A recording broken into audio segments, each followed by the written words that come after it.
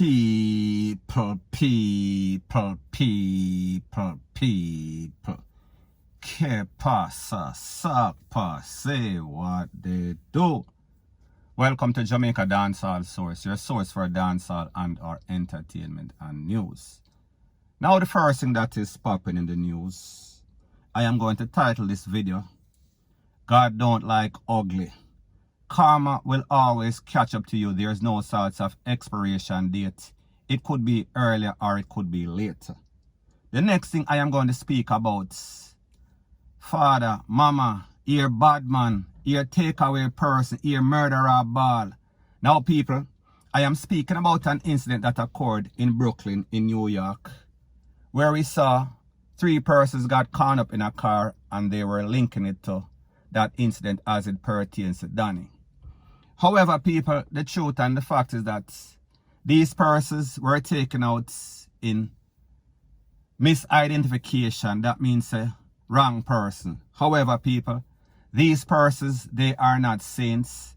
These persons are stark, thief, murderer, gunman, people that supply all sorts of guns to Jamaica.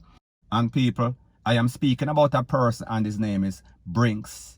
He is the person that you're going to hear on the ground bawling after him get caught up. And also his brother whose name is Rev. Rev was not there. However, people, there is a whole bunch of brothers of them. All of them are criminal. As a matter of fact, one brother lost his life coming up through the Bahamas. He was lost at sea with a next man named Coleman from Garden. So people, I am going to let you take a listen, take a look to the voice note in this video, because people, like I said, because of the nature of the video, I cannot show it. So people, take a listen, take a look, and then I'll give my piece.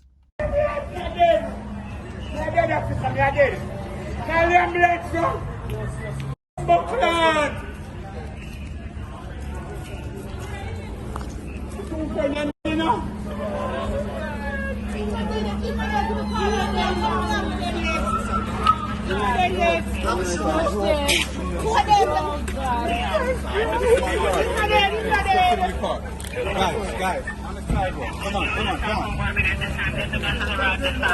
Should have gone that way a long time.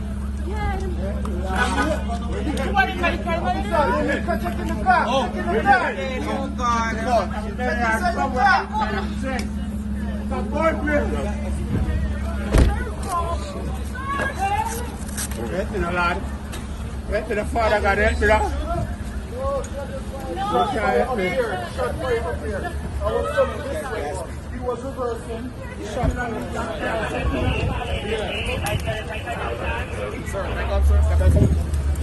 Now, people, these are the facts. The 2 persons that were in the car after the car get shot up, they did not make it. The person that you hear on the ground, a bawl and a beg and a ask God for help him, his name is Brinks. Brinks is no innocent bystander.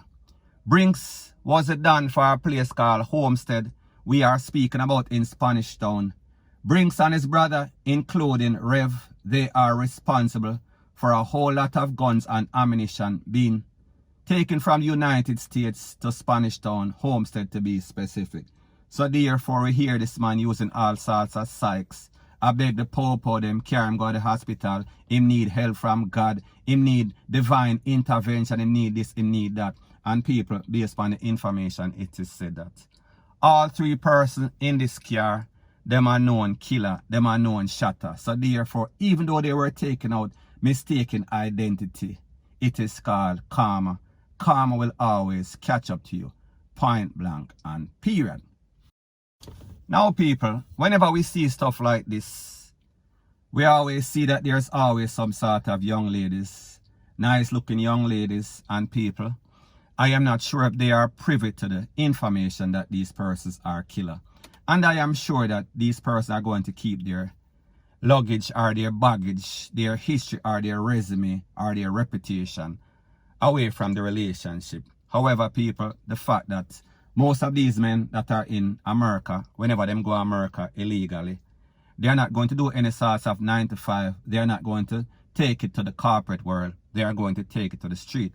So people, just like how they live in Jamaica, they are even 10 times worse in America, because most of the time they are hustling, and even worse, they are robbing people of them drugs, robbing people of them money, and because they are so cold, most of the time when them rob these people, they are taking them out. Because people, you have to understand that these persons, they have zero respect for life, they have zero respect for anybody, and the last thing that they want is any sort of retaliation. So therefore, before them rob you and let you go, they would rather put two in your head.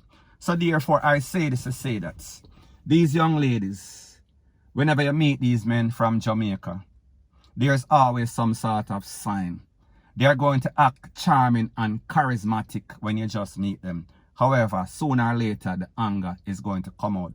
Sooner or later, whatever you benefit from them, meaning monetarily, sooner or later, when that karma comes, and it is lucky that these women that were outside the car after it get caught up, they were not in the car, because people, you hear them a ball, and when they hear this man on the ground a ball like a little bitch, they were very sympathetic because they saw that he was going to lose his life. However, people, he did not lose his life.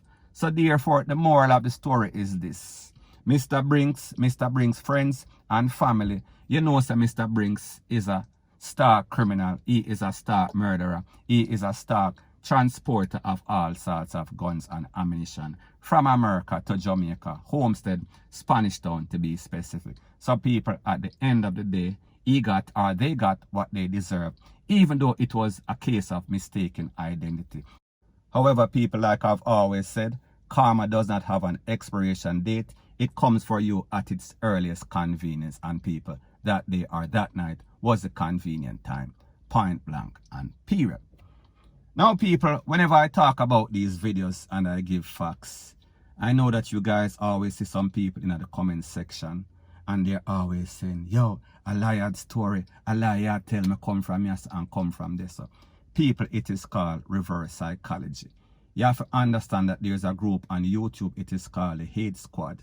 And they are trying to push the agenda of some sort of fake people that really don't know. So people basically forgive them because they know not what they do. As a matter of fact, they don't know anything. They are a bunch of actors and pretenders.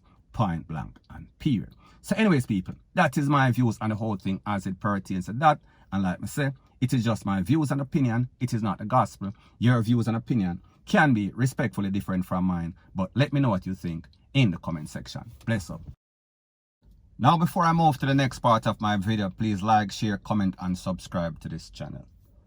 Now, the next thing that is popping in the news is an incident that I saw on social media as it pertains to selector Foota Hype and the confrontation that he has, a back and forth that he has with reggae artist, dancehall artist Sizzla, in which Foota Hype is saying that Sizzla and the rest of them basically mute, and he is speaking specifically about that incident that involved that 19-year-old in which claims that she was taken to the Popo station and them trim her locks.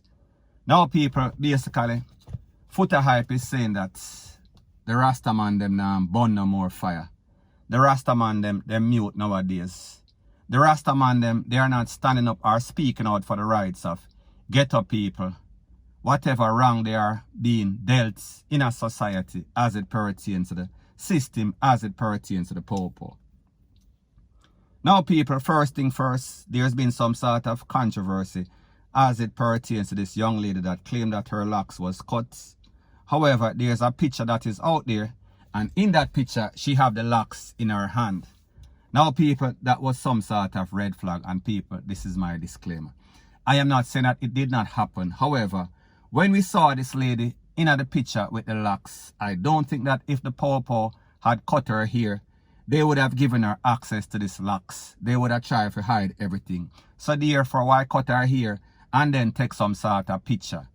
How did she get that picture? How did she get access to that picture to be showing it on social media? People, me no know. However, the next red flag is that there was a lady that came out and said that she had a conversation with this lady.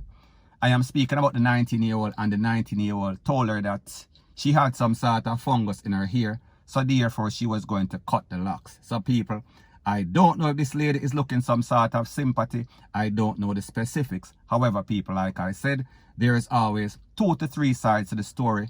The 19-year-old side, the pawpaw side, and the truth. I don't know what the truth is. Now, people, I am speaking specifically about these Rastaman and the point that Footer Hype is making. People, the truth and the fact is that back in the 90s, maybe in the 80s, 2000, the Rastaman them did have burn a fire hard. Me I talk about Capleton, me I talk about Anthony B, me I talk about the Sizzler, me I talk about Rastaman pan a whole. However, people, it seems as if these are some new wave Rastaman. Them are wear all sorts of tight, squeeze my ball jeans, all sorts of blouse looking shirts. Them now basically hold any sorts of order, and as a matter of fact, I don't even hear them mention Selassie, who is supposed to be the man that they praise. Me not really know about that.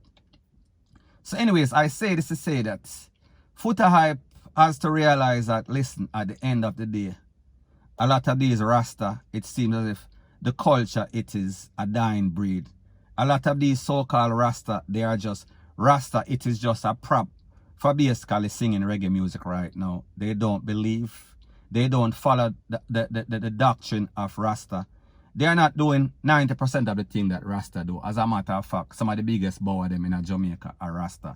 And people, I am not speaking about Sizzler or Capleton or any of them. I just say it is a known fact based on conversation and based on what we see on social media. And everything that we see on social media is not always 100% proof. However, Footer Hype has to also realize that the time has changed. And we see that there is a whole bunch of ripple effect, a whole bunch of domino effect as it pertains to these artists. Whenever them talk, it seems as if there is some sort of agenda, misinformation or truth, trying to hold on the truth as it pertains to a lot of person with money, meaning immigrations, customs, rate, lele. They don't like these people for basically lick out for anything. As it pertains to these people, we are talking about the fishy people, as it pertains to just rights pan a whole. So people, I say this to say that these artists, these Rasta artists, reggae artists, they've come to the realization that, listen, if I get broke, nobody's going to help me. If I have a bill to pay, nobody's going to help me. If I lose my visa because I want to stand up for the rights of other persons, other than myself and my family, it could jeopardize my livelihood. And whenever I don't have a job, that is it, I am going to suffer. Nobody's going to help you. Person are more going to laugh and say, look on that one time rich Rasta there. Look on him right now, him broke down and pop down, rate, lele, blue, blah, blah. So people may just say, you cannot fight a fight that you are going to lose. You cannot be penny wise and pound foolish. So therefore, when these artists weigh their option, them realize, say, listen, if me talk out or say certain things against certain people, that is it, visa gone. We are talking about the career, we are speaking about it dwindle. So people, I say this to say that persons are going to do whatever is best for them and their family at the end of the day. Point blank and period. So anyways, people, that is my views on the whole thing as it pertains to that. And like me say, it is just my views and opinion. It is not the gospel. Your views and opinion can be respectfully different from mine. But let me know what you think in the comment section. Bless up.